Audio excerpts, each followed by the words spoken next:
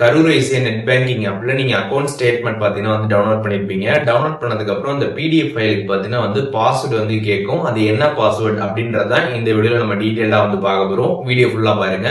So first இந்த Karur Vysya net banking ஆப்ல எப்படி அக்கௌண்ட் ஸ்டேட்மெண்ட் டவுன்லோட் பண்றது அப்படிங்கறதே உங்களுக்கு தெரியல அப்படின்னா அதை பத்தி நம்ம சேனல் ஆல்ரெடி வீடியோ போட்டிருக்கோம். டிஸ்கிரிப்ஷன்ல லிங்க் இருக்குது.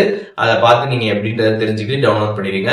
ஒன்ஸ் நீங்க டவுன்லோட் பண்ணதுக்கு அப்புறம் அந்த ஃபைலுக்கு பாத்தீங்கன்னா பாஸ்வேர்டு கேட்கும். அது என்ன பாஸ்வேர்டு அப்படின்னு பாத்தீங்கன்னா உங்களோட கரூர் வைஸ்யா நெட் பேங்கிங் ஆப்ல இருக்கக்கூடிய கஸ்டமர் ஐடி அதுதான் பாத்தீங்கன்னா பாஸ்வேர்டு. உங்களோட கஸ்டமர் ஐடி உங்களுக்கு தெரிஞ்சிச்சு அப்படின்னா அதை நீங்க என்டர் பண்ணி நீங்க உங்களோட பிடிஎஃப் ஃபைல ஓபன் பண்ணி உங்களோட ஸ்டேட்மெண்ட்டை நீங்க பாத்துக்கலாம். அப்படி கஸ்டமர் ஐடி உங்களுக்கு தெரியல அப்படின்னா ஜஸ்ட் ஸ்கிரீன்ல தெரியக்கூடிய இந்த ஒரு நம்பருக்கு உங்களோட கரூர் வைஸ்யா பேங்க்ல லிங்க் ஆயிருக்கூடிய மொபைல் நம்பர்ல இருந்து நீங்க கால் பண்ணுங்க. ஒன்ஸ் நீங்க கால் பண்ணதுக்கு அப்புறம் கால் ரிங் ஆயிட்டு கட் ஆயிடும். அதுக்கப்புறம் எஸ்எம்எஸ்ல பாத்தீங்கன்னா உங்களோட கஸ்டமர் ஐடியை பாத்தீங்கன்னா சென்ட் பண்ணிடுவாங்க.